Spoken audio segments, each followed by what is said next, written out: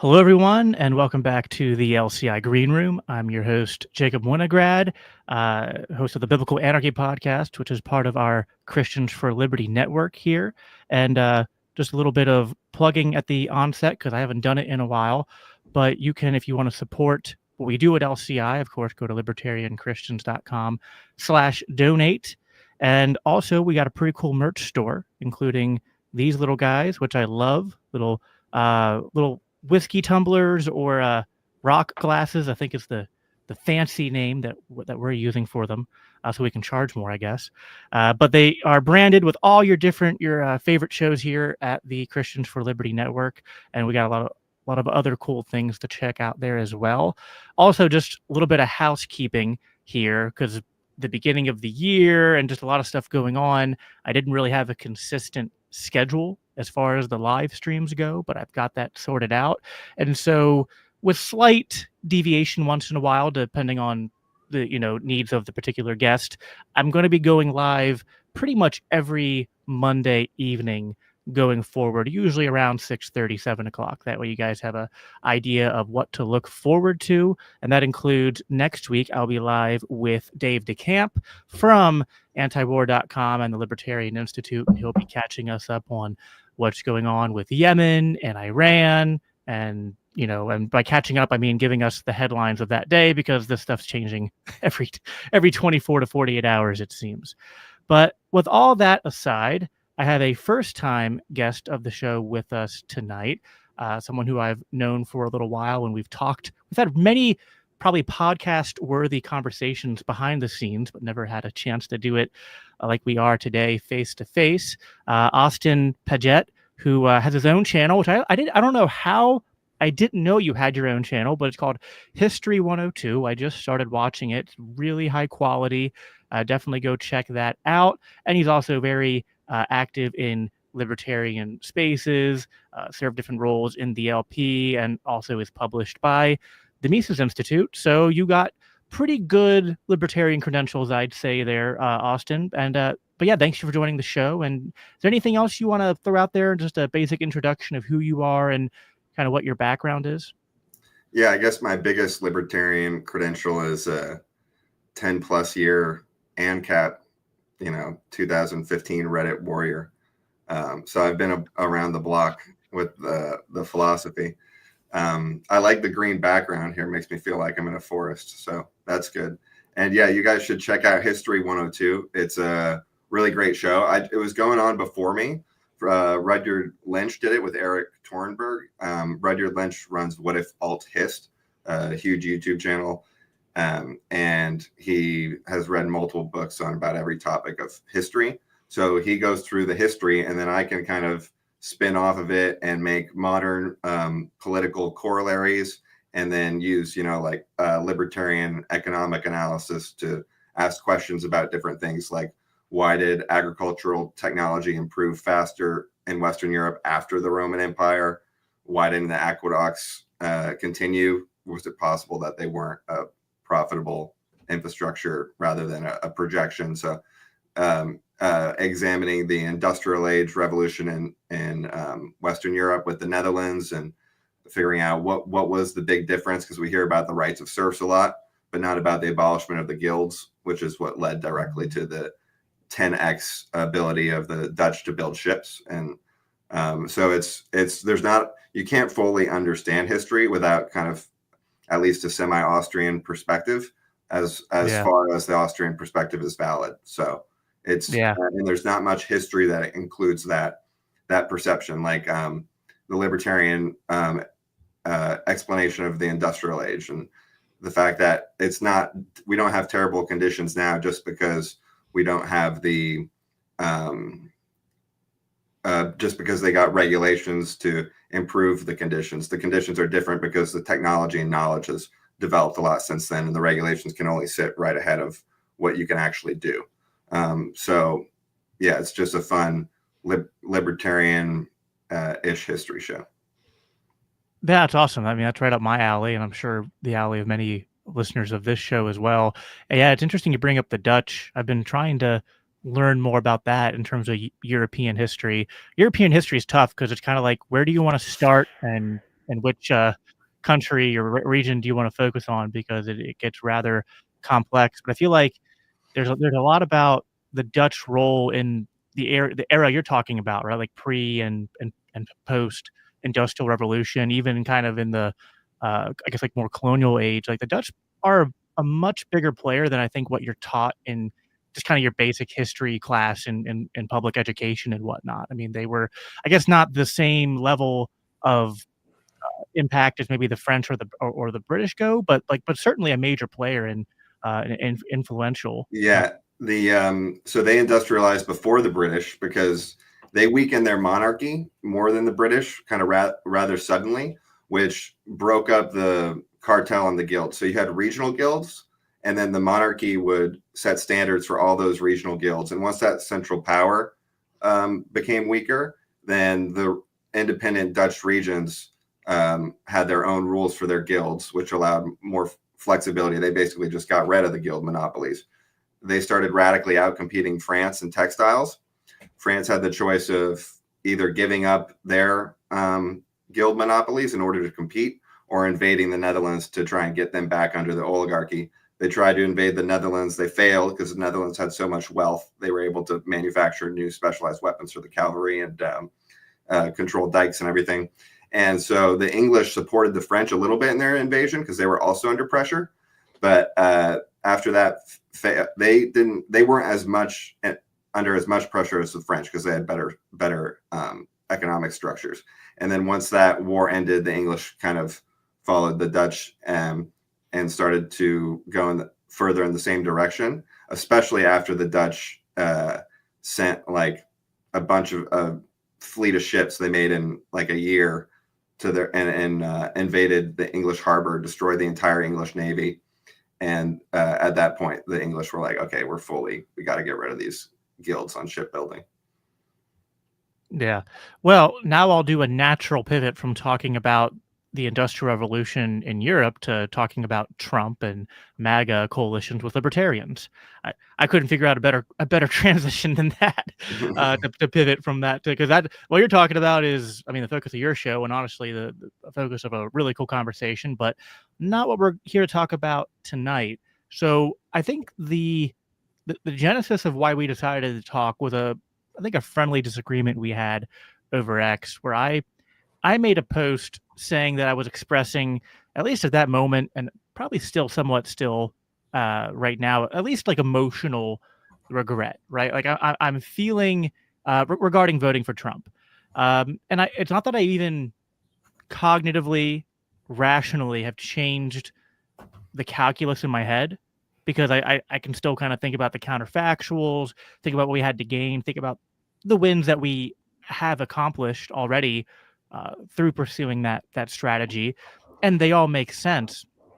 But at the very least, I had, put it this way, I didn't have the cartoonishly high expectations that certain libertarians critical of the, kind of like libertarian MAGA coalition, for lack of a better name for it, had. I wasn't thinking that Trump was going to be a perfect libertarian and just like, I realized there were going to be a lot of things I didn't like, and hopefully there was going to be more that I liked than a usual administration. And I think it is fair to say, and I even heard a friend of mine, Jim Babka, say this on the Libertarian Christian podcast a few weeks ago, and he's like overall critical, I think, of the strategy, but even he admitted, like, we've had more wins for the libertarian cause in what, 3 months ish, a little over 3 months in it than we typically get in sometimes a 4 or 8 year term of a president, right? And so there is something to be said that that upside was there and it has presented itself. But some of the things that I thought Trump would be bad on, in my opinion, he has sunk even lower on those than I was. Like, I knew he'd be bad on Israel, but I didn't think he'd be this bad on Israel. And I thought he'd be better on the Russia-Ukraine stuff. And he's been wishy-washy, including, I don't know if you've seen the recent headlines over the last 24 hours where he's said things like, well, I'm disappointed with Putin. I think he's playing hardball. like basically like taking advantage of me. So maybe we need to have more sanctions or harsher sanctions against Russia. And because I guess he had a meeting with Zelensky at the Vatican, and that's kind of what prompted some of that. So, so I guess the first question would be, what do you think of my general, I guess, like initial summary of kind of like where we're at? If you want to talk about why you and Angela and others pursued this strategy and your evaluation of where things are so far, and kind of what your response is to libertarians such as myself who are like, I don't know that I would choose any differently, but man, I'm frustrated right now, right? Because it some of the stuff that we were expecting we were hoping would be a little bit better is falling well short. Yeah. So I guess my perspective on it, I would say in terms of my expectations, since for the last year or so, definitely 6 months have been flat. When I think a lot of people early in the term, when, for example, a lot of people didn't even think Ross would be free. So when Ross gets free and they didn't think that before, they're like, oh, what else could happen? And then you get big announcements about the Department of Education and other things. There was a whole volley of executive orders in the first few weeks, right? That got people like radically excited, like, oh, it's all here, it's all over, right. It's amazing, and then they come crashing back down. It's the Ron Paul "It's happening" gif times the total number of libertarians on Twitter. I knew that like the big regulatory stuff, although they've done great work on executive orders, and for example, they commissioned a review according to the 10 recent Supreme Court decisions, including EPA versus West Virginia, which are some foundational cases for Chevron and the regulatory overreach. So they've taken all those big court cases, which ruled in our favor, and instructed every regulatory agency to review every regulation to see that if it was invalidated by any of these court cases. And I know that's going to take some time to do because they haven't even started staffing hardly. Like they've got some top people in. They don't even have the undersecretaries in, like the second in command. And there was a total federal staffing freeze until April 20th. And so they've fired, for example, 20,000 people at the HHS already, about 30% of the workforce. And they haven't been able to bring people in. And you have to have people in to keep the system running as it's operating in some areas. And then you need people in to identify which regulations you can remove at the biggest impact while being able to manage the media story. Like, for example, on the mRNA vaccines, RFK is doing research that he says will be done by September, and then he'll be able to make his announcement. Because from a libertarian's perspective, we're like, oh my gosh, why isn't RFK just totally shutting down mRNA vaccines now, or like completely changing the recommendations? And they'll change the kid recommendation earlier, I think. But you need to be able to defend yourself against the media. And for us, it might seem obvious that the vaccine is terrible, but you've got a lot of libertarians, like even Jeremy Kauffman, Bob Murphy, a bunch of them were have a very different view on the vaccine, more of a Trumpian view. And so you need data to win the PR game and back yourself up with the rest. So that's just one example of a small consideration, but this is absolute labyrinth of a Jenga tower, and they're going to be cutting away at it for 4 years. Gotcha. So I do want to talk about the regulation stuff a little bit later. But I will say, so obviously Ross being free is a huge win. And that is like one of the few things that I think, like, even as bad as Trump's been, it's hard for me to think he'd be worse, at this point than Kamala would have been on Israel or Ukraine and Russia, or, certainly she would have not been, she would have been worse on the regulations and healthcare stuff. So, all that being held in, I think that there's a case to be made there to not be too black-pilled, so to speak. Right. But I can speak more to your direct question if you want, yeah, which is sure, go about ahead. like disappointment or not. I Well, I don't guess think just to assessment. reiterate, Yeah. it's yeah, the assessment of, like, I think it would be saying too much to say Trump was running as an anti-war candidate, but he was certainly running as a, anti total war all over the place, right? Like, Mhm. like taking a step back and, again, maybe this is an example where you think just the expectations were too high. But I mean, I thought my expectations for how he would handle Ukraine and Russia specifically were not too high. Like, I thought he had ample motivation and political will from the people who voted for him to play hardball with Zelensky and Ukraine and basically say, we're going to either withdraw support or give you a date where support's going to end, and then you're on your own. So go to the negotiating table. And he hasn't done that for one reason or the other. And, obviously, you know, neither of us are in those meetings. Maybe we don't have the full picture, but I don't know. What is your assessment Right. on at least Trump's foreign policy, and whether or not you think that do you understand the frustrations and disappointment? Do you think there are some considerations that need to be uh, brought into the conversation that maybe Mhm. aren't? Right. I actually think he's doing a great job on foreign policy, especially with Ukraine. Like this back and forth talks to Zelensky, and then the statement he makes, talks to Putin, and the statement he makes is like it's like a shake it until everything gets in the middle kind of dynamic. And just a day or 2 days ago, Trump was basically giving the hardcore libertarian air. I think you said Yeah, I that in saw it. front of Yeah. like Scott Horton, right, or something, Yep. because he was saying there's 5,000 people dying every week.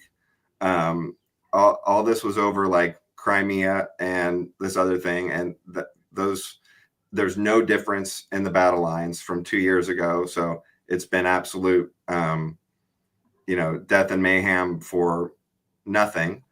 Uh, and I think if you want him to give a hard date on uh, support running out on Ukraine, but I'm not sure that's the best way to conduct a negotiation.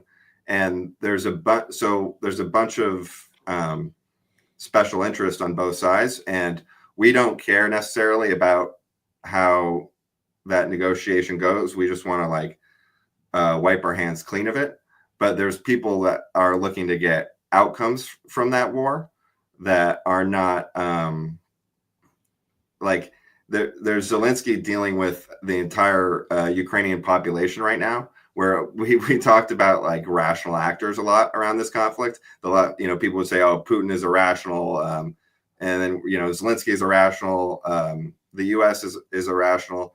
I think like at this point, the U.S., Russia, and Zelensky are all dealing with an irrational Ukrainian population who has, taken a big toll and a big sacrifice. And then you have a bunch of people that are invested in it that have status and are going to go from status to reverse status after it's over. So maybe the best thing for him to do would be to give a hard date. I'm just not sure that that's what they think is going to be most effective in a negotiation. But they've clearly shown the intent, and they've said that the consequence of Ukraine failing to get their population together and make a deal is that Russia is going to take all of Ukraine. Like that's what Trump said. So like that's more acceptable to us than continuing the war. So I think that's a really good framework to negotiate from our So you perspective. so you think his recent comments are just more of the uh wheeling and dealing, I guess, in terms of like, throwing Ukraine a little Yeah. bone and just trying to get them to meet in the middle. A few weeks ago, he said Russia's, not being very good. Russia's like they keep attacking. This is not good. We're gonna have to look at this on Putin. And then, 5 days ago, he says that, or a few days ago, he says this is awful. You know, Zelensky's a disaster, 5,000 people dying. And then now he's going, oh yeah, Putin, he keeps doing it too. Because yeah, I mean, you got two people that you're managing. So that's the show. Yeah. No, I mean, it's possible. So like on one hand, my initial reaction to that is a bit of recoil because and I'm not saying this is what you're doing, but it sounds similar to when like the diehard, you know, MAGA supporters, which I know you're not, so I don't want to like cast you in this way, but it sounds like when like, the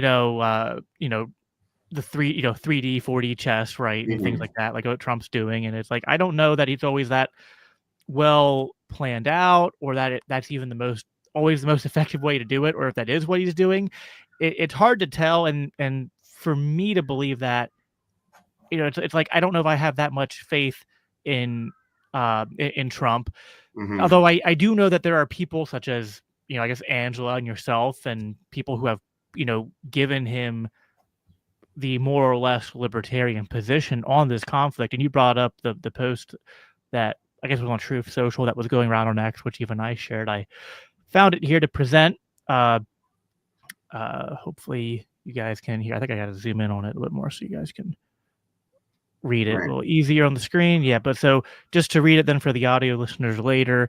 So this is Trump on Truth Social. He said, Ukrainian President Vladimir Zelensky is boasting on the front page of the Wall Street Journal that Ukraine will not legally recognize the occupation of Crimea. There's nothing to talk about here. That was a quote from Zelensky. And then Trump says, this statement is very harmful to the peace negotiations with Russia, in that Crimea was lost years ago under the auspices of President Barack Hussein Obama, and is not even a point of discussion. Nobody is asking Zelensky to recognize Crimea as Russian territory, but if he wants Crimea, why didn't he fight for it 11 years ago when it was handed over to Russia without a shot being fired? The area also houses, for many years before the Obama handover, major Russian submarine bases.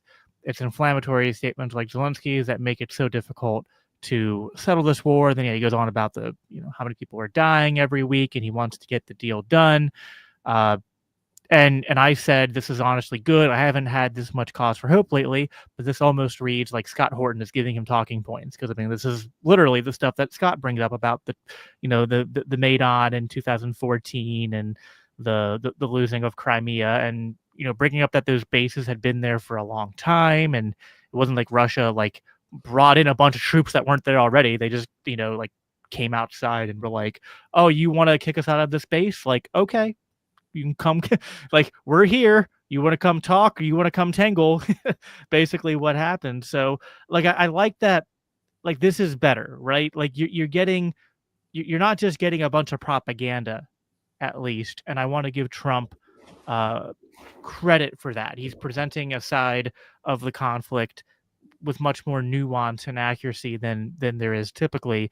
But it does, for a lot of us who are very passionate about the anti-war position, it does kind of feel like we're flying by the seat of our pants right now. It's just kind of like, what's going to happen? Again, I guess this is sort of one of those things where Trump is a bit of a wrecking ball, and a wild card. Maybe we don't know what we're going to get, but at least that's better than we knew what we were going to get with Kamala, which was more of the same and just, no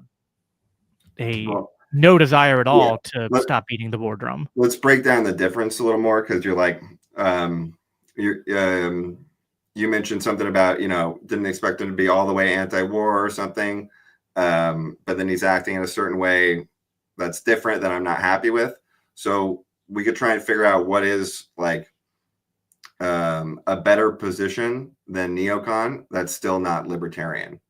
And that's Trump's general philosophy, and that's why you can be confident in certain outcomes, because what we know he wants is he doesn't want war with Iran, and he does not want an escalation of the war in Ukraine. That's what he wants. That's what he's trying to achieve. So I actually feel an enormous amount of gratitude to Trump, because I care a lot about wars. I talk about regulations and the general societal collapse, but I don't see war as like a smaller planet. I just see like a bigger opportunity than some people somewhere else. No, and I think that's yeah, I think that's fair. I think that it's tough. This is one of those things where it's like day by day, it's hard to not get angry and to want to. And I have something I want to pose to you, but first I want to read. There's some comments in the super chat I want to get to. So a plague on both your houses said, "I didn't vote for Trump. I knew what would happen. I don't fault those who did. I just hope everyone learns from this." I mean, I don't know that. I don't know what. So this sounds on like one what hand, people were saying, like on day one before Ross was freed. Like, so yeah, I don't know it if gets back to a point about like, are you feeling happy or sad? We, you know, we should and we can talk about how it's going and what we think is going to happen and good things to focus on. But I don't think you need to make like an emotional commitment. You know, just like it's not like you're voting tomorrow. You can right, like and I guess that's why I don't want to know. I don't know. I almost want to know what he means by like learn what, right? Because again, what I don't like is this almost cartoonish insinuation, and I don't I want to make this as charitably as possible. The way that comment comes off, a plague on both your houses. I don't know if you mean it this way, but the way it comes off is as if people like me and Austin and Dave Smith and others who decided to vote for Trump in this sort of like gamble coalition sort of strategy, it's as if like we're completely caught off guard or surprised by the worst possible interpretation of certain things going on right now, right? Right. Like I have no, multiple posts saying that spending would not go down, you know, right. 6 months And a year ago. and we knew he was going to be bad on at least like the way I would phrase it. Like we knew we weren't going to get like what we wanted exactly out of the Israel Gaza situation. Although I was hopeful that like again, maybe it would be something different, a shakeup. We'll get to that in a minute. There was a couple other comments here. So I don't know, Lord of the Ree, you said his name was Gonzalo Lira. I don't know what that was in reference to, if you want to say so in the chat. But his other comment here was Ross is pretty glad people voted for Trump. And yeah, listen, this is, I think, the strongest argument in defense I have. And I said this when I had Martha Buena on the show a couple weeks ago, is that for all those who say that like you violated your principles or something when you voted, I think a vote is not that meaningful. Like I don't view my vote as like this sacred thing that like when I cast it, I've endorsed someone, I've tied myself to them. Now, for some people, it can be, and you should be cautious of that and vote.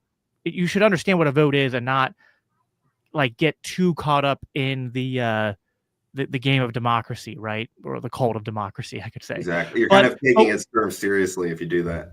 Yeah, but what I would not want to do is look, and I'm forgetting her name, Lynn. I would not want to look Lynn, Ross's mother, in the face and say, I had a chance to free your son, but I decided not to take it because I was too pure. I was too committed to my principles. I'm doing air quotes for the audio listeners here. To go and just like, click on a box at a ballot, right? Or scratch a little box on a ballot, right? Like that. I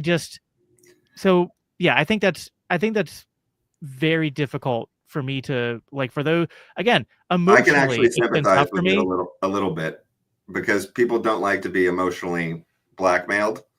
But like you said, but the reality is we don't get anything. So even that is an opportunity.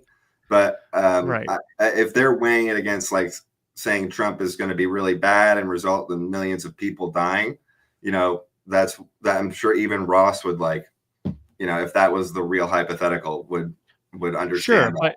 But I think it's the opposite. I think we get Ross and we save millions of lives and potentially the future of civilization. So and then even the more black-pilled take would be, which was always my take, was that the worst possible case scenario for Trump could not be worse than the bottom of what a Kamala administration would be.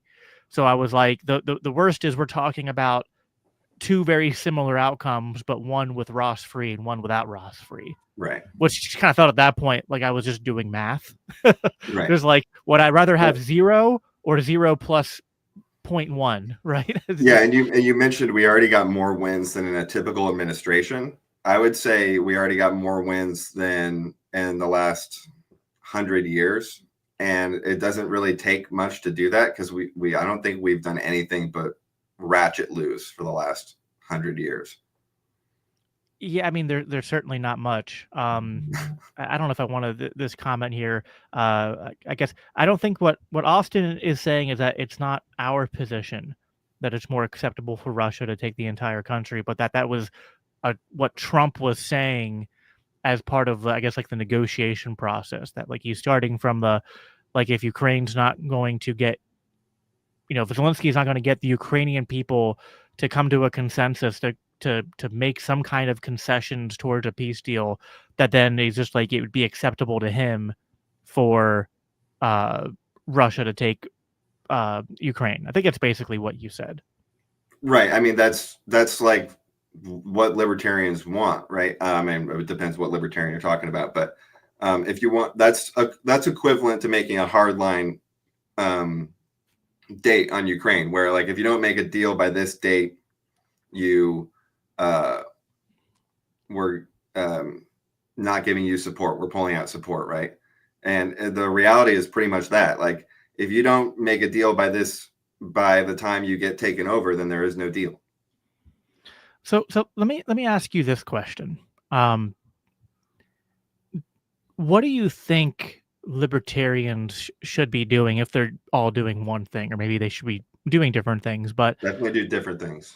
Yeah, I mean, but is there a role for, because like what I do, like I'm not best suited on the front lines of the LP. Like I'm a member, I show up at conventions, I show up to my county meetings, and I participate on different committees, but like I'm not the person who should be running for office or the person who should be in the room trying to negotiate things with others in the political process, right? I feel like my major contribution, insofar as I have a platform and have a shared platform with the entire Libertarian Christian Institute, is to, use my voice, use the small following I have, and try to amplify certain messages into the Overton window, into the public square, because I think that does have an impact. And I feel like for this strategy with Trump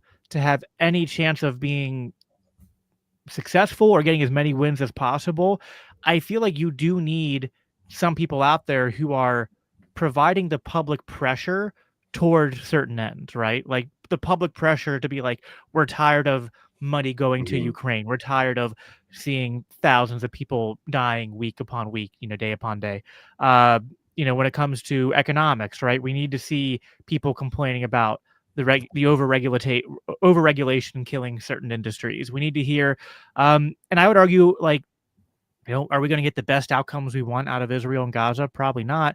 But I feel compelled to like hold his feet to the fire to say, hey, you were voted in by a coalition that kind of on a message that was basically about like how you're rejecting as you said, rejecting the neocon establishment and being America first. How is what we're doing right now America first? Right? I think the neocons feel incredibly rejected and very upset about the direction things are going.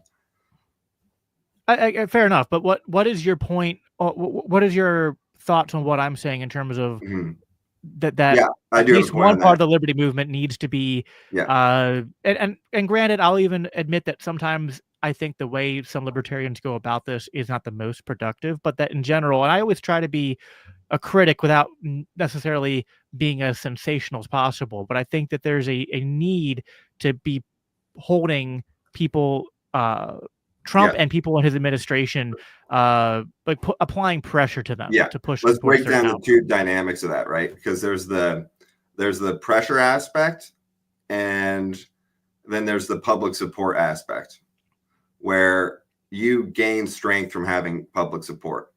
Like, what do you see when Trump's polls go down? All the implications are that now he has less leverage in Washington. He's going to lose the Senate. The Senate will be able to turn on him without worrying about how people feel about the mandate, et cetera. So there's two aspects of it where you need support, and then you also need to hold feet to the fire to generate public pressure to make changes. You don't want to be holding feet to the fire in areas where the president already agrees with you and the discontentment is fueled by opposition media. Because if there's no point in pleasing his own base, then that removes actual pressure from him doing it. And if he's in a weakened position, it makes it harder for him to maneuver. So we want to make sure that we're criticizing things that we care about in context and not just reacting to immediately exploiting an issue that they know we care about. For example, with Malay, you saw this, like there was many examples, like something about him funding transgender something, right? Then you've got a bunch of people on the right who aren't really that invested in Trump's success or not. They're already planning to position themselves post-Trump. So they make a prediction, and then every opposition media narrative that pops out, trying to confirming their view of the negative, they're going to share that uncritically.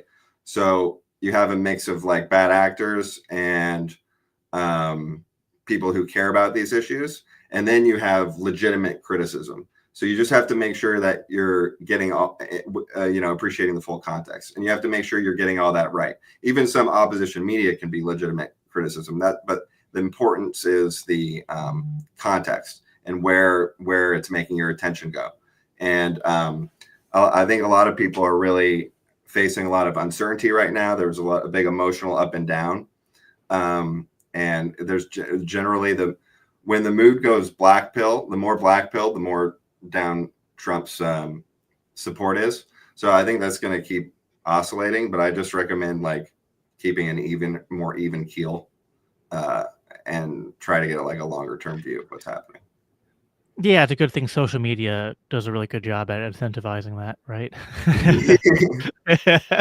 I mean, I think I agree with what you're saying, but it's tough. It's tough to stay even, and I think I don't know. I think if Trump's strategy can rely on kind of playing both sides, I think our strategy, Libertarians, has to be like I say. I think you just got to call balls and strikes.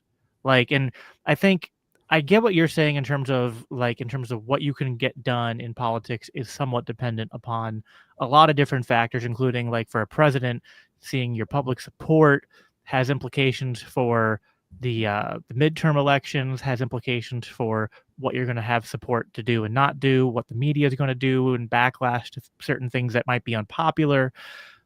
My worry is how much, because Libertarians were involved in this coalition and had a lot of spotlight because of that, including being credited with Ross Ulbricht's freedom, I don't want to compromise too much of what the Libertarian position is while we're trying to engage in this coalition work. And I feel like that's always a very difficult balance. And, for my time in the Mises caucus, I was always very 110% in on the coalitions, but I felt like you had to make sure you did it in a way where you were very clear that like, I am working with these people towards these specific goals, and I'm not going to change my stance on the things that we disagree on. I thought the Rescue the Republic rally, for example, was a really great demonstration of this in practice, because while the Libertarian Party had a table there, and like I was there with LCI doing coverage on it, we did a documentary on the event, we came away with a mostly positive feel about the coalition, that like, yeah, we don't all agree on everything, but that like, yeah, we kind of feel like maybe we need to, there's this general sentiment of like, we need to become a republic again. And even though like I'm an ANCAP, I'm kind of like, you know what, like, yeah, if we can't even become a republic again, the other, going beyond that's kind of off the table, right? So that's probably even there's this I love this one bumper sticker I saw once, which always it's like it lives rent free in my head. It's like, stop fighting your dumb culture wars until we can get the government to obey the Constitution again.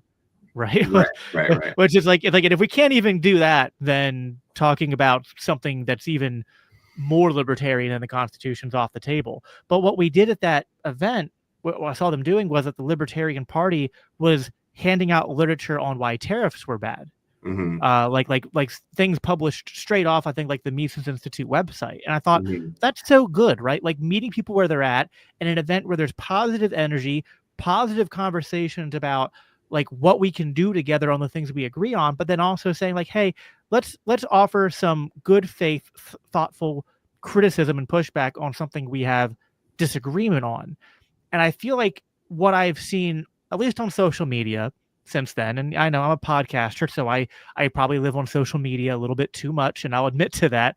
But a lot of what I see is people who I think are mostly in my camp kind of becoming softer on certain things that I feel like we should all agree are bad, such as tariffs, right?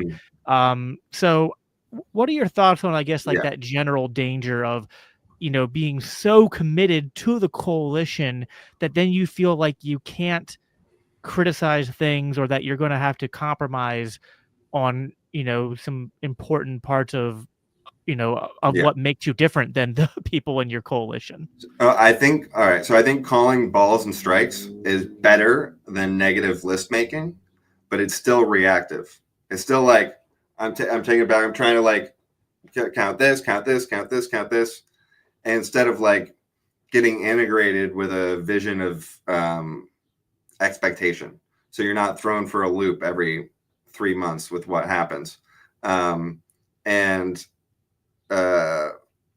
So back to the point about federalism, constitutionalism, decentralization, and public support.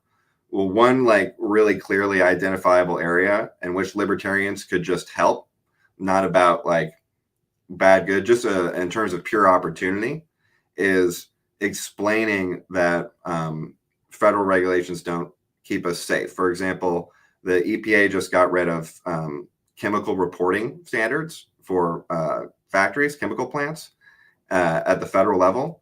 And you can still do all that stuff at the state level. You don't actually need a federal standard. And so this is immediately being reported as Trump allows chemical companies to keep XYZ secret. And you have a bunch of people jumping on this in the every media space. And they did the same thing with chicken processors. And Thomas Massey made a great post explaining how that those actually, because the headline was Trump legalizes salmonella by getting rid of reporting standards. And Thomas Massey explained actually those really just enforce the monopoly of the large processors, who are the people most responsible for salmonella outbreaks because it's this unnatural environment. And so I've long said that if you get the portion of the left that psychologically cares about harm and fairness, and is not just the ideological left, like the legitimate psychological left, and you show them that regulatory monopolies are not actually protecting consumers from an asymmetry of power with large corporations, they're actually creating a single access point from which corporations can monopolize the entire economy.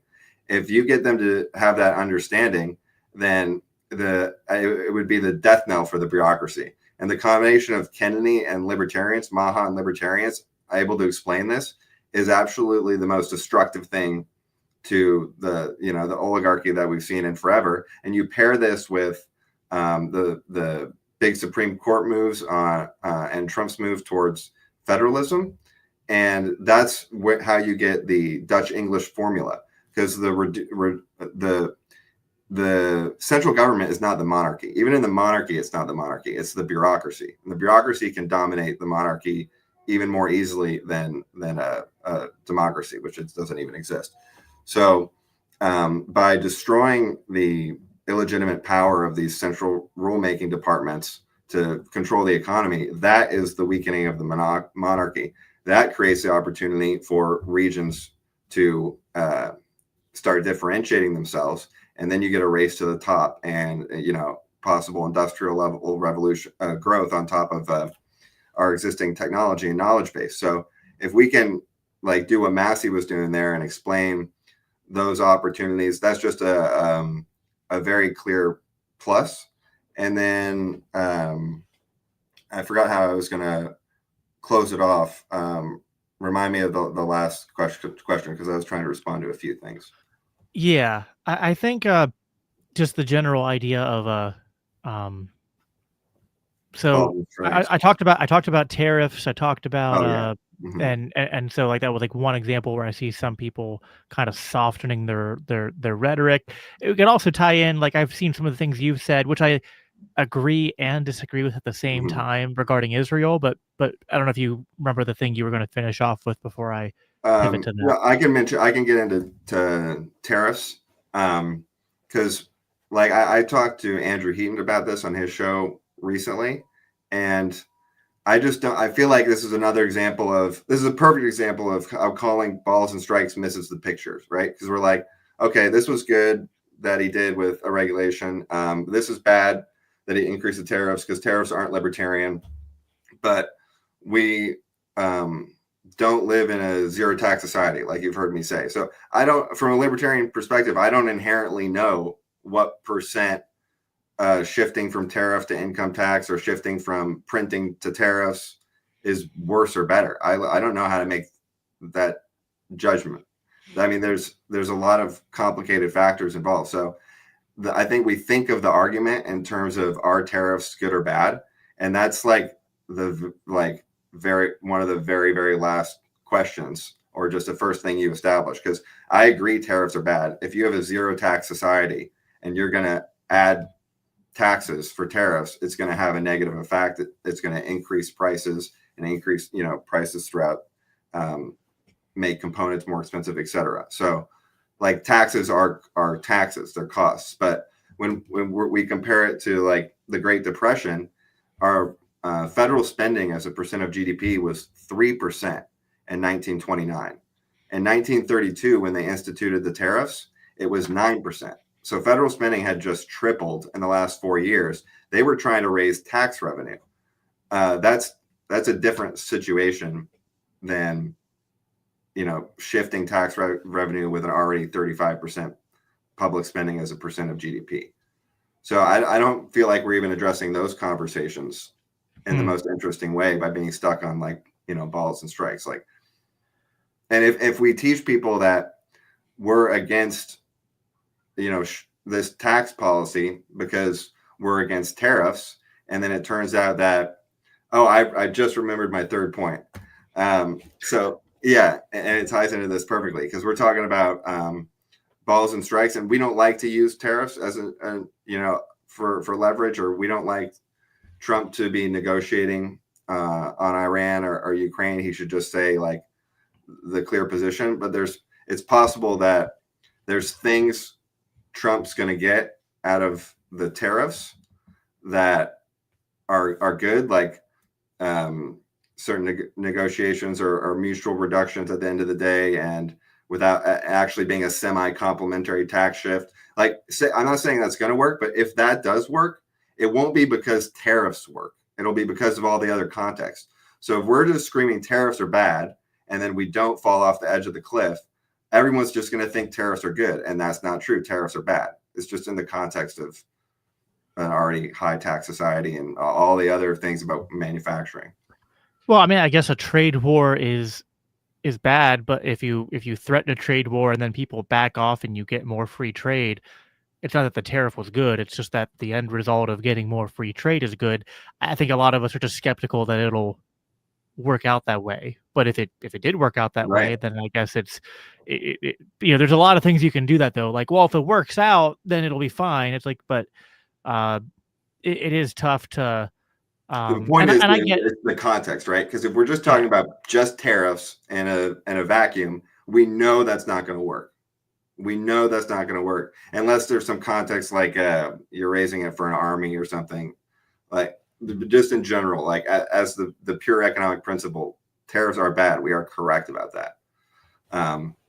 But it's not just the negotiation. It's this complementary tax policy to production. Like, if you're getting rid of like Like I even think this with money printing, right? Like if you're overly relying on money printing rather than high corporate taxes or high income taxes, is that technically better because it's basically a flat tax, which is how Well, I agree. Scandinavia has to, like, I don't, you know. And I guess like so, I think most libertarians, or at least I tend to agree with this thinking and think that the focus should be on decreasing spending before you even address taxes and federal. I mean, you should always try to end the Fed, but really the first thing that kind of needs to be done is to decrease spending, because you kind of like you're not going to get people to consider ending the Fed unless you say like, hey, we don't need to be spending Yeah, at for the rate ending we are. that I agree, but in general, I don't really agree because, like, what did Milley do first? He didn't end welfare. He got rid of the regulations and crashed the housing prices by 30%. So if, say, we ramp up with, you know, staffing these regulatory agencies and these reviews of the Supreme Court decisions, and the states have as much leeway to go as far as they want. Like, no one's going to challenge the states. This is why Vivek in Ohio is such a big deal. It's a free for all for them right now. So I forget where I was starting that point. What was your last point? No, I don't remember my last point. I think it was we're talking about tariffs, how trade wars work. If they work, fine, but if they don't, it's a lot to. Why was I talking about a free for all? The opportunities. Well, we'll come back to it. Yeah, I guess in general, I see what you're talking about in terms of a hope, and maybe hope's a little bit uncharitable, but at least like that there's a chance that if you're able to. Oh, so we were talking about decreasing spending, and oh yes, that exactly. Yeah. So I can finish my point there then. So okay, so we know Milley did it, and we know, for example, Trump's talked a lot about IP and pharmaceuticals. We know if we reformed 80% of IP, you know, we'd crash the price of pharmaceuticals by 50%, 80%. We know if we like loosened up medical licensing, that one might take a little bit longer. Legalize stem cells, midwifery, blah, blah. There's a million things you could do that would easily reduce. You wouldn't have to even do huge broad deregulation. You could knock out a few key regulations and reduce medical spending burden by 50%. That we currently spend 26% of our GDP on medical spending.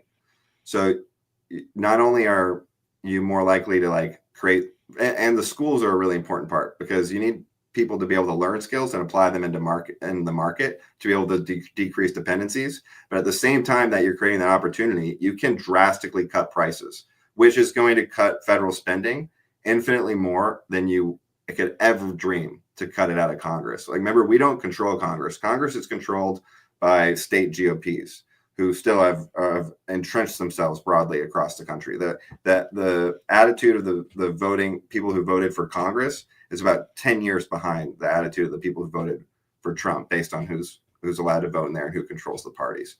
So help me, because I was trying to follow along, but I got at some point I kind of lost you. What I think you're saying, and if you are, I just don't quite get it, is that if we cut regulations, while also and tariffs can play some kind of small, I guess like complementary role in this, and we increase sort of industrialization and sort of this like race to the top as regulations are cut, that this can somehow lead to a reduction in spending. Cut. Yeah, because so how I'm just not. I see your step 1 and step 3. I'm just like I'm missing the step 2 here. Yeah, I'll do it easy. The federal government spends 20% of federal spending is spent on medical care. If you reduce the cost of medical care by half, you've reduced the amount of government spending on medical care by half. Okay, so you mean like if we increase production, that leads to lower costs, which will lead to lower spending? Yes. Okay.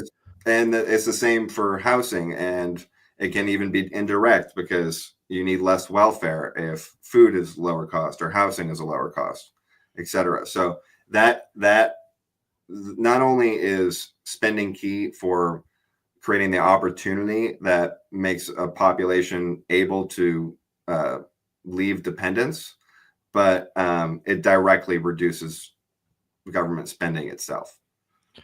That's, and like, I never had any expectation that we'd be able to just reduce federal spending without improving the structure of the system, because that's not how it works on a runaway hyperinflation. Yeah.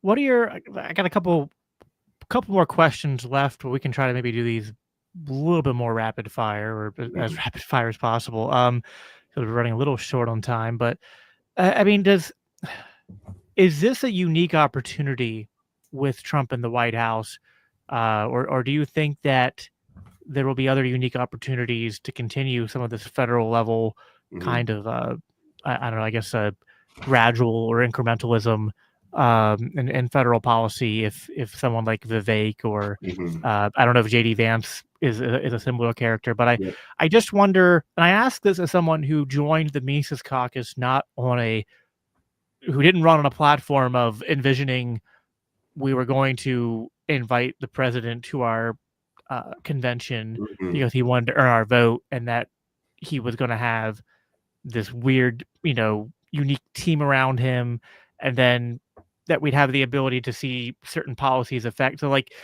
I don't know that I completely agree with you in terms of the optimism of these things potentially working out, but I can see the logic you're trying to present as to why you think at least it could go that way. So, fair enough as far as that goes.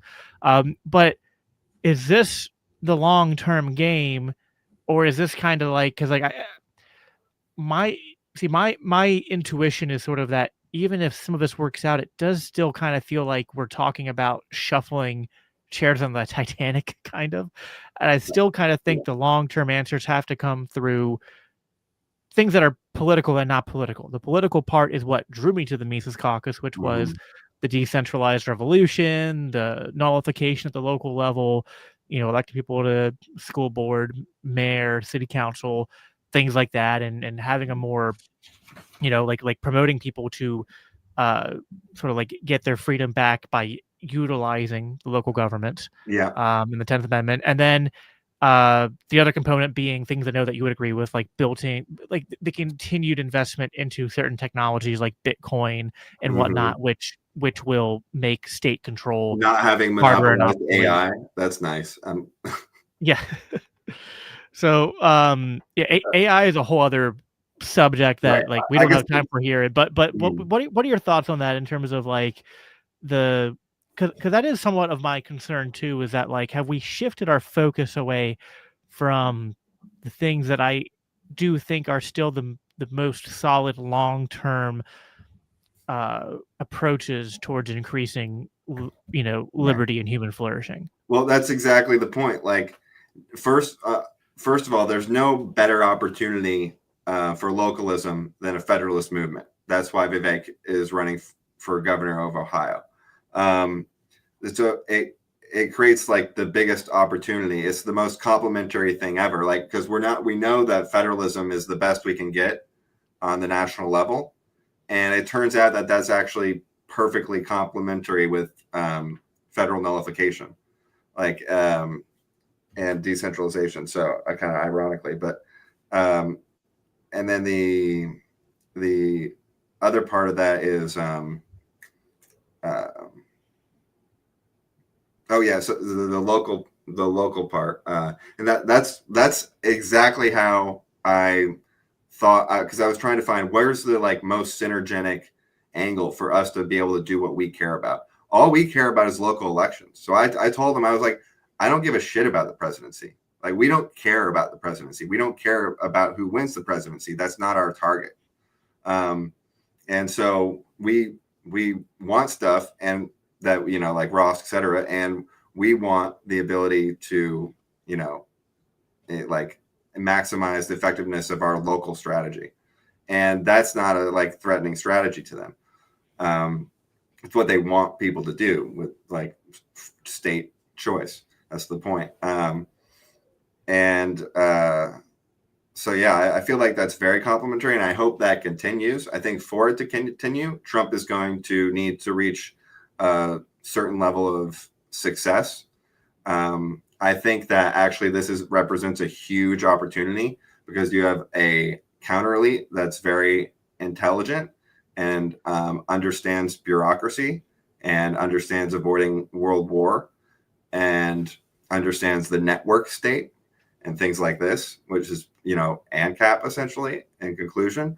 And I think if they get blocked off and are not able to generate enough political success that improves people's lives to the point that you carry the momentum of this forward, and the Dems get in, I think conditions are liable to deteriorate rapidly to the point where we're not capable of establishing an intelligent counter elite, and the people that rise will be unconsciously speaking to the crowd, just captured by the crowd.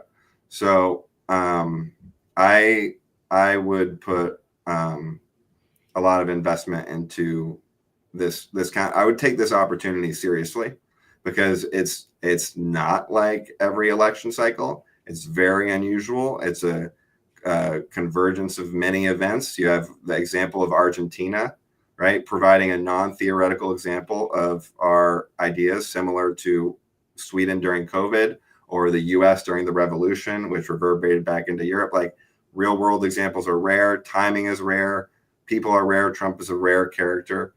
And so I'm very committed to trying to squeeze as much juice out of this orange in the next 4 years as possible, and really focus on things like, hey guys, no, this media narrative is wrong about the chicken processors. You need to get rid of these regulations. That seems like maybe a silly example, but that's a really big deal in terms of restoring like nutrition, cost, food culture, and like the quality of life and small flexible money making opportunities. I mean, the restoration of the supply chain and improvement of every health outcome. I mean, these are the things that make our lives, and avoiding world war and all that. Like they don't have a plan for global control. Like, global control either results in global control or world war. Like, they are a huge threat to the globalists, because the globalists cannot survive a popping of their cartel. It's just like when France and England went after the Netherlands when they started to get more free, right? Freedom is like a light, and it's popped out all throughout history, and it can get subsumed. The U.S. is in a position to make that light permanent for all of global history. Like, because if we break this cartel, then it'll be really hard to reform on a global level. It took them a long time to reform the last one, and they were operating with a lot more advantages than they would now if we broke it. So, and society, I think, is too complex to deconstruct at this point with the expansion of markets. So if we engender an artificial Malthusian collapse, there's basically two paths where, like, we're not going to be able to freeze this into a 1,000-year bureaucratic tyranny. It's either going to collapse or we're going to accelerate through to the stars. That's how I see the situation. Yeah, that's all. There's a lot there, and we're pretty much at time. So I don't even know. A lot to digest. There's a question I didn't even get a chance to get to, but let me close on this, which you can kind of answer this and kind of give your closing thoughts on, because I really want to be where you're at with like that level. I don't say this in a condescending way, but like, I want to have the optimism that you have for a lot of what's going on. I guess my concerns are twofold. One, in a Misesian sense, we can't do everything, right? So the things we do, we're kind of doing by choosing to value and prioritize them over other things. So I kind of worry we can't chew bubblegum and walk at the same time when it comes to pursuing the federal strategy and the local stuff. Maybe if enough libertarians are working together and you have a division of labor, you could, but I just said libertarians working together, and that's, that might be the most fantastical thing I said this entire episode. So that's a problem, I think, because the movement doesn't really agree on any path forward right now, and I don't know how to fix that. The other thing is that, one topic we didn't touch on, which I am kind of curious your thoughts on, Mhm. and I have conflicted thoughts on this because on one hand, in the same vein of we want to become a republic again, I kind of understand why the open borders position is somewhat unpopular and kind of untenable in certain ways. Mhm. But on the other hand, I cannot get behind mass deportations with little to no due process. Like to me, that just like for all the talk about like I see the logic and the arguments you're making for why in some regards Trump is moving towards something that resembles a return to federalism in ways and trying to Mhm. remove regulations. But then there's like other stuff where I'm like, I don't see that. I mean, I don't even Like see that real completely national with what ID or whatever. Real ID. yeah, you know, even some of the stuff RFK is doing with the FDA, I think is, I mean, it's not like my biggest concern, but it's kind of like that seems to be moving towards more regulation, not less regulation. And then the immigration stuff is like, again, I just worry that all the arguments from Hoppe and Rothbard about why open borders can be problematic, I've read, I understand, I kind of Mhm. agree with, but I Mhm. don't know that then that the solution is to uh you know, just sort of like it does again from my perspective, and I haven't really seen you touch much about on the immigration stuff, but Yeah. it does seem like a lot of people from our camp have kind of just moved to the well, whatever, like, you know, like we don't care that the Mhm. immigrants are getting deported without due process and almost adopting certain MAGA talking points. Whereas Mhm. like Yeah. I recoil against that stuff. Like to me, the idea like, oh, well, they're here illegally, so they're already criminals, and so they've forfeited their rights. I'm like, that to me, that's a bridge too far to say that like, well, because they came here illegally, they forfeited their rights. Like your rights are not contingent upon the state or the laws it passes. Like that just so that's part of my struggle with this is that like I can kind of and listen, as I said before, I call the balls and strikes. I recognize, as you said, there are some libertarians who all they have are strikes. All they do is list out Mhm. every negative thing and have the least charitable interpretation possible to everything. And Or I am balls, that trying to is. be Yeah. charitable where I can say there's a lot of what you've brought up that I would go, you know what? Those are good things, right? Like those are wins. But Mhm. it does feel like there is some heavy costs that I'm worried about. So what are your thoughts on that? And you can Yes. answer and kind of then you can kind of give any closing thoughts you want, and we'll wrap up. Yeah, I'll touch on both of those. Like, and one thing that stuck out with me during that also is you mentioned with RFK, like your perception is that like, okay, it looks like he's increasing regulations more than he's decreasing regulations, right? There's like there's something wrong with the fact that you think that because I'm watching libertarians write policy in group chats, and I've RFK's angle is that these companies, whenever he talks about all the problems, right, that a leftist would typically regulate, the company's excuses are we have no choice. These are the incentives of the system, right? The incentives due to the interventions in the market.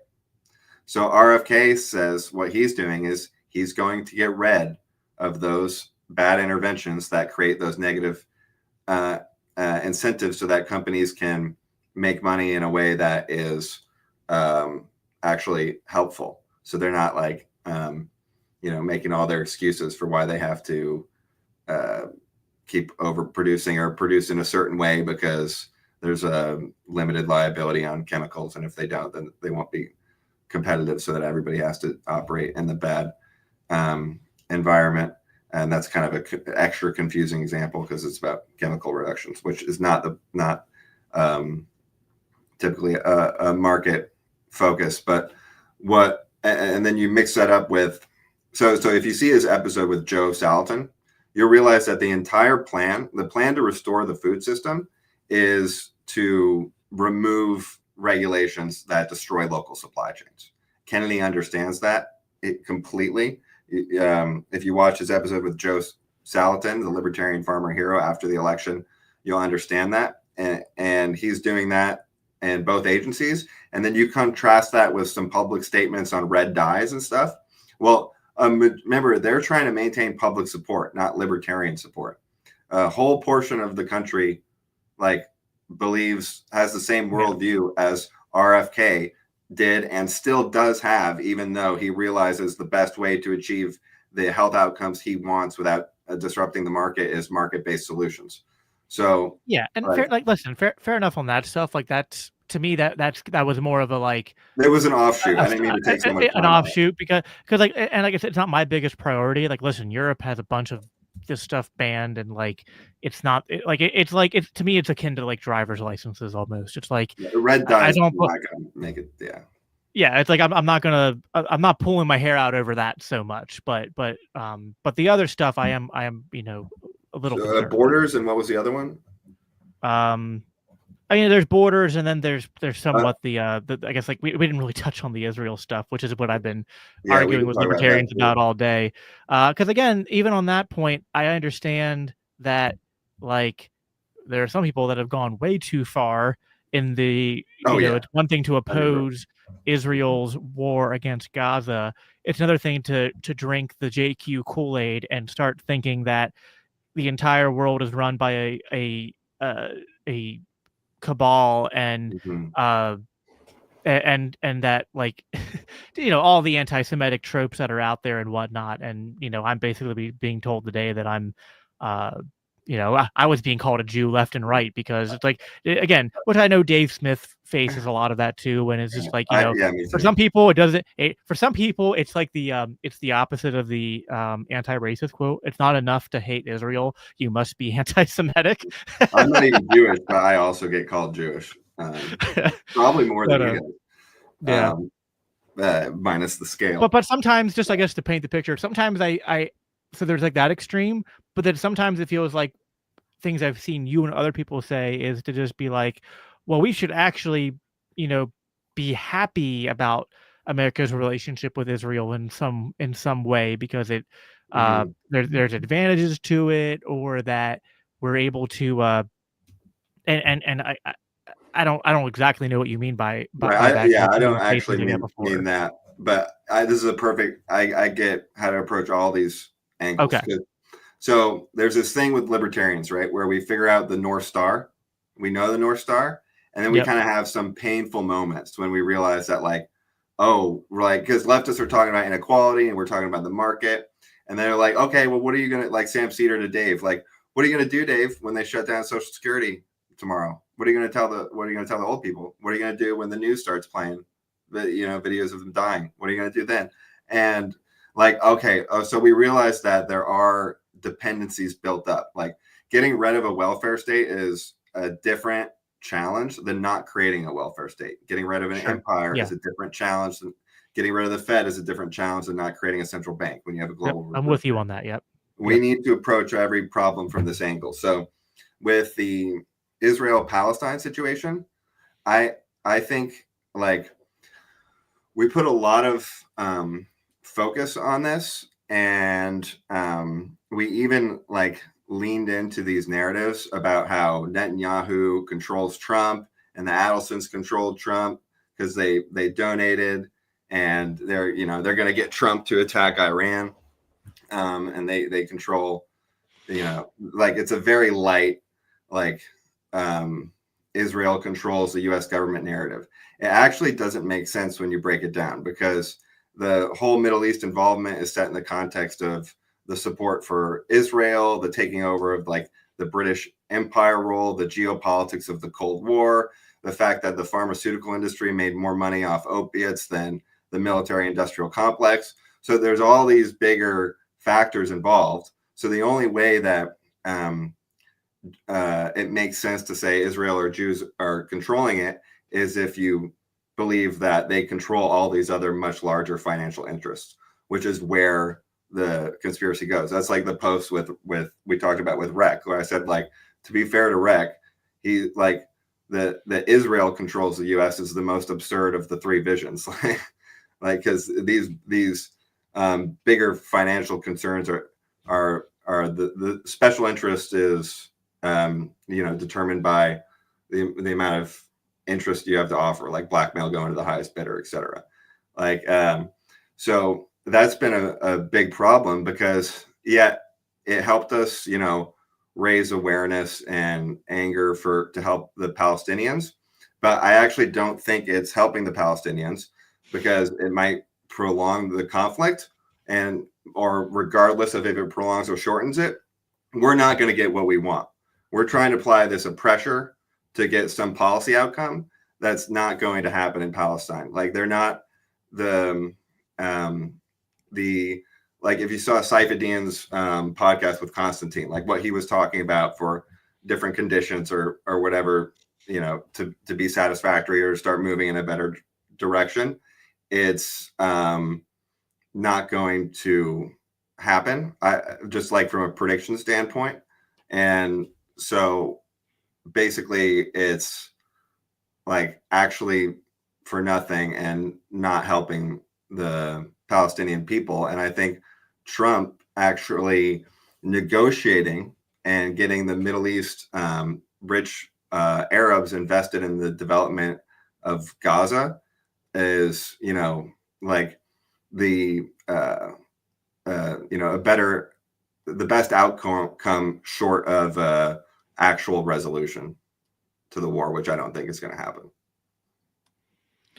I mean, I guess what it comes down to for me is that for all the consideration I can give you for the complicated nature of a lot of these policy considerations and foreign policy maneuverings, as a Christian and an ANCAP, my primary driving force is to speak up against injustice and aggression against innocent people when I see it.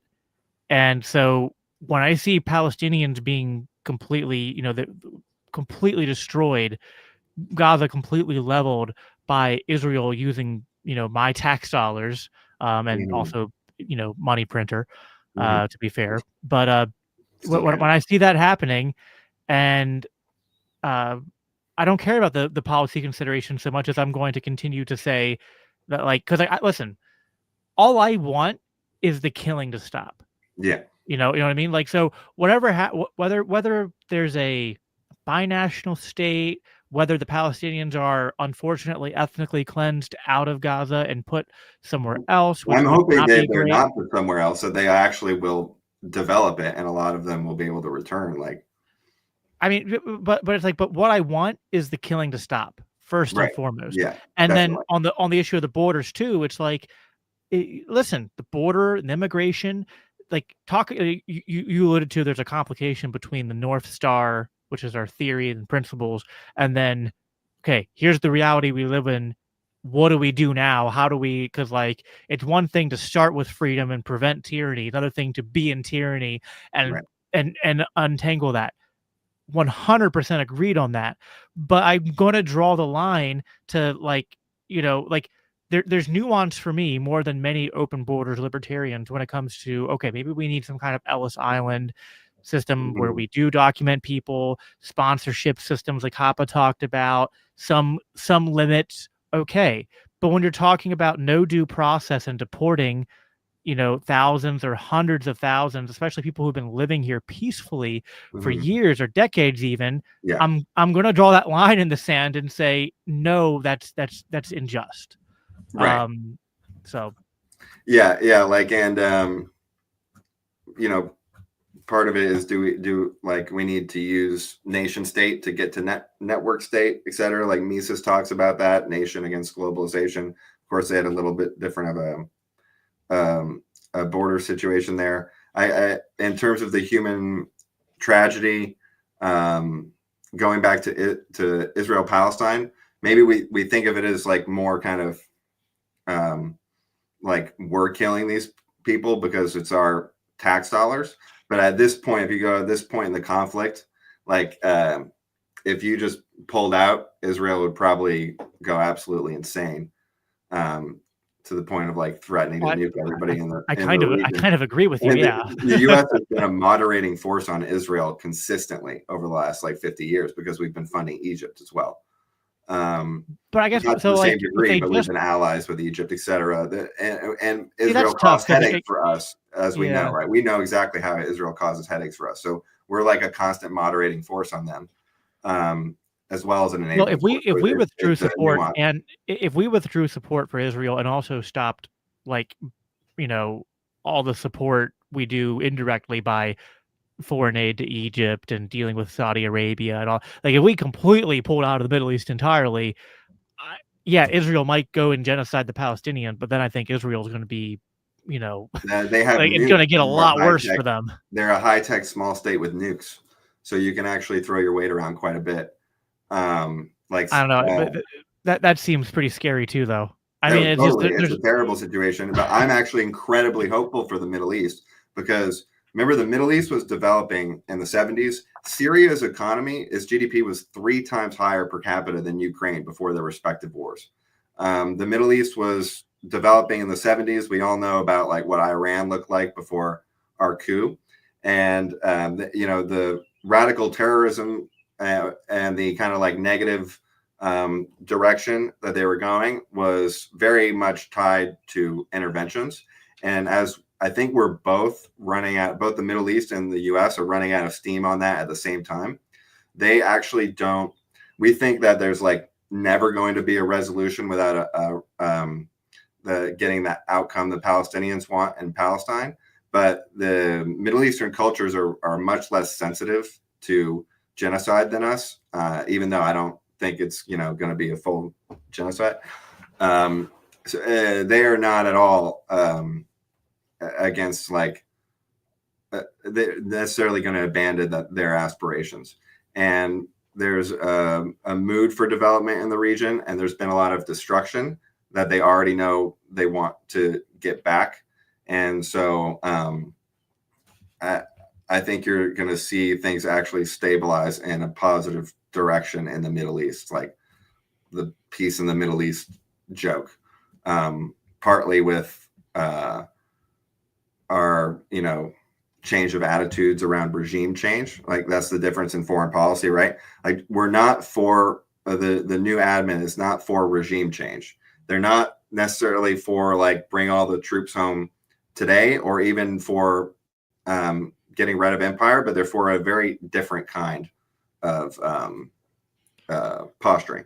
And so, yeah, I see that situation getting better. In terms of the border, it's tough, because you have like really, like Dave was saying this on his podcast, there's going to be examples where like that guy actually, you shouldn't have removed him. Even the ex-gang member that they got in El Salvador, like you technically don't know if that guy like got thrown into a tough situation, his brother was killed, and then he's like redeemed himself and he actually helps out everybody in the community. Like that's theoretically possible, and they're going to be on the list and they're going to be gone.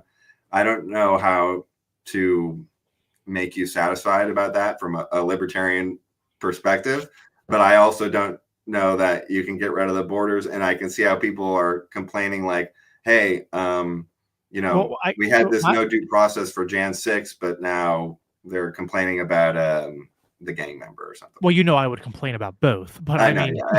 Yeah, but again, I'm not a purist on this. It's just like my line wasn't the border. It was like, fine, we're not going to have open borders.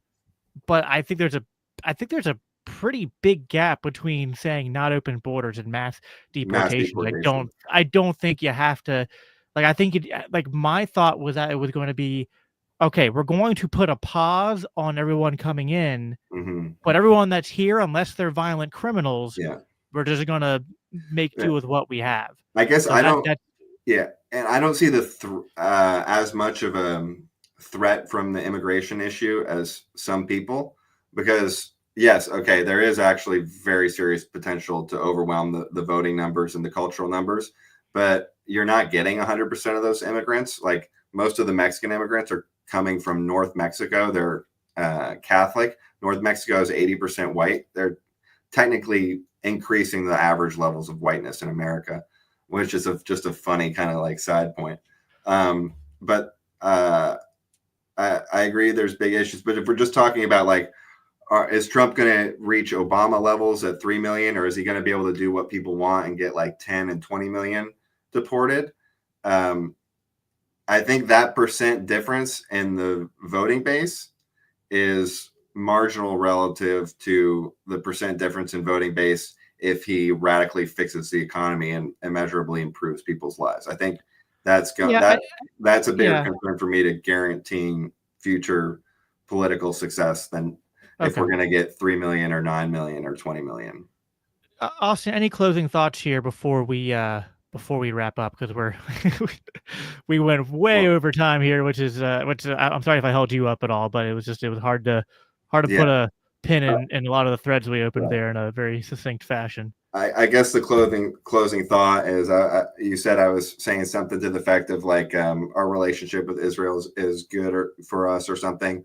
I was kind of making a joke about AIPAC because people are saying, oh, AIPAC is controlling Trump and he's doing X, Y, and Z because AIPAC wants him to, and that's why he's not doing what we want in Palestine or whatever. And I was just joking because like technically the biggest impact of AIPAC was helping Trump get elected. Like, and if he does all these things, whatever Trump does is AIPAC's biggest impact. And so if Trump does well, I'm like, thank you, AIPAC. It's like a joke, you know? And then in terms of Israel, like there are, what do you call it? The Virgin Islands version of intelligence, where instead of like doing banking outside of oversight, that's like intelligence outside of oversight. So there's incredibly deep ties. Israel realized that they were rejected by every country in Europe. They were rejected by the leftist universities in America. They realized that they were committed to a certain course of action with Palestine, and they realized that they would never be acceptable to a progressive ethos. And I think so. They made a bet and they parted with the European and American globalist intel elements and sided with a counter revolution in the US, making a bet that a successful capitalist America is going to be the only ally they need. Because I think what they saw in the future, 10 years in the future, if Kamala wins, is they were going to go from like getting support from the US and being really hamstrung by the US to being sanctioned by the US and Europe in a similar way to South Africa. I think that's what they saw in their future.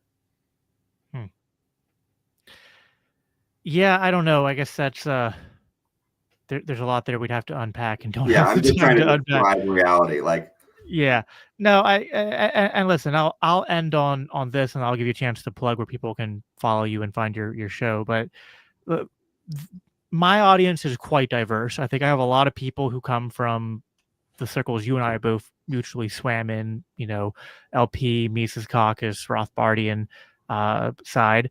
And then I have some other people who come from different circles of the liberty movement. And I try to, I think you've commented on this before, like and it is a lot of work, but I try to maintain good relationships across the different factions within the liberty movement. And there's oftentimes is like, I'm talking to one person who is like, you know, hated by the other person who I'm talking to in a different thread and vice versa, right? And they'll even sometimes be fighting on the internet and shit talking each other. And it's like, I don't know.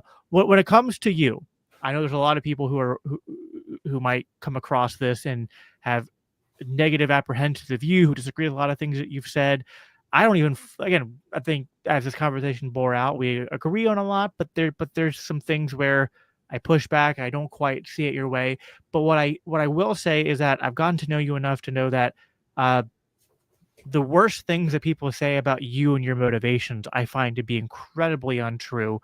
And, you know, I know that you're committed to the same type of future that I want to see, one of free markets and peace and prosperity.